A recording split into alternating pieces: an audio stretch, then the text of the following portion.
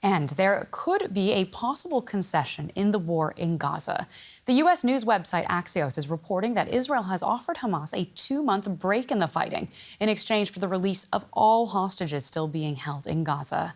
The report comes as Palestinians say the city of Khan Yunis has endured the worst bombardment since the start of the war. The Hamas-run health ministry in Gaza says at least 50 people have been killed and more than 100 wounded.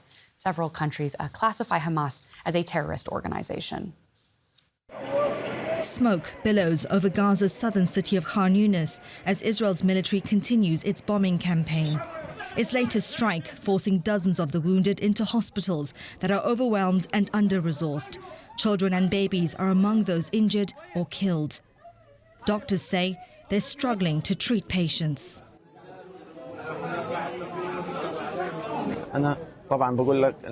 I'm telling you, the hospital is on the brink of collapse. We all are. We're running out of medical staff and supplies. Nothing is reaching us. There's nothing in the hospital to treat patients with. No painkillers, no anesthetics, no medical resources. Israel's military has been focusing its offensive on the southern city, where its battles against Hamas fighters are intensifying. Explosions and gunfire echo through the refugee camps in the Gaza Strip. Most of the population have had to move more than once to find safety. Where do we go? This is the 17th time I've left my home. Where am I supposed to go? To Rafah? Rafah is just one street. What do they want from us? Do they expect 2.3 million people to live in an area that's no wider than 200 meters and can't be longer than a kilometer? Pressure is mounting on Israel's Prime Minister Benjamin Netanyahu after he rejected terms offered by Hamas to end the war in Gaza in exchange for the release of hostages there, and opposed the creation of an independent Palestinian state. And relatives of Israeli hostages in Gaza disrupted a parliamentary committee meeting calling for their loved ones to be freed. This comes as EU leaders meet in Brussels to discuss the situation in Gaza and what will happen after the war. While there are deep divisions on calling for a ceasefire, many, including the EU's foreign policy chief, still think establishing a two-state solution is the only way forward. I think that we have to stop talking about the peace process, and start talking more concretely about the two-state solution process. Because peace, it could be many different pieces. What kind of a peace you're talking about? So let's talk about what we want to do. And we want to do is to build a two-state solution. Meanwhile, in Gaza, many are trying to find a place that's not under siege in order to bury their loved ones, as the number of casualties and displaced people continues to rise.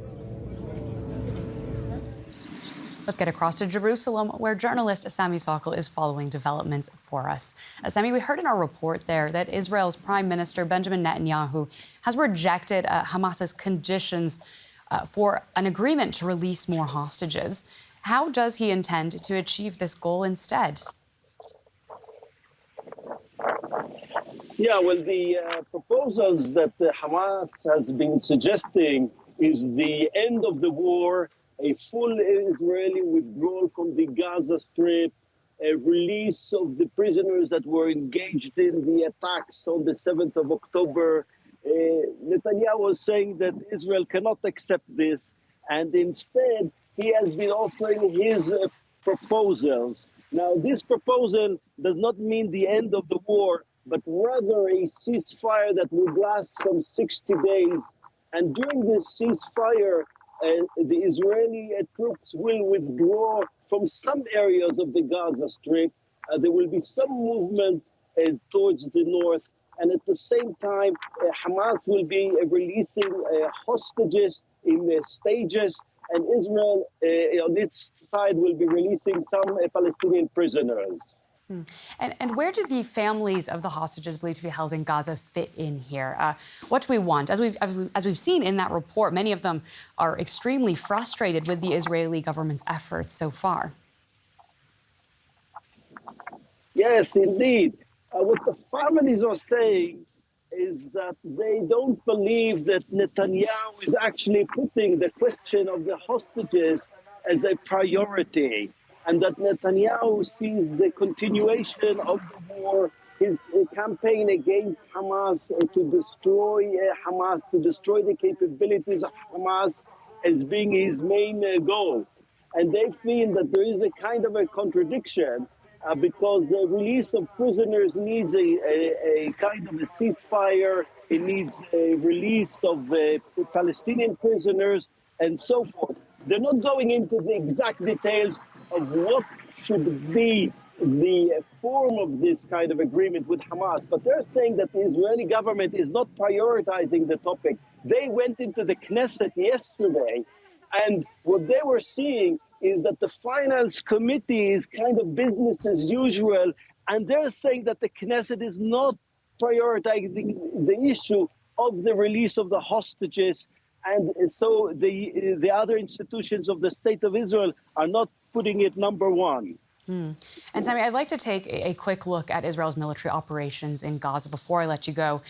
Israeli forces have pushed deeper into the city of Han Yunis. Can you tell us a little bit more about the fighting there? Yeah, well, first of all, I want to come out with the news that has come out from the Gaza Strip, which is the death of 21 Israeli soldiers in a massive explosion that took place in the area which is along the border between Israel and the Gaza Strip. We're talking about an area that is a perimeter within the Gaza Strip, where the Israeli military is creating a perimeter by destroying homes and houses all along the Gaza Strip. And in one of these buildings, they put explosives in order to blow it up. And there were soldiers still inside the building when it was mined. And this building was attacked by Palestinian Hamas fighters with an RPG. And this brought about a massive explosion. Israel is seeing its biggest disaster during this war, with 21 soldiers being killed. Thank you so much for bringing us up to speed there. That is journalist Sami Sakal in Jerusalem.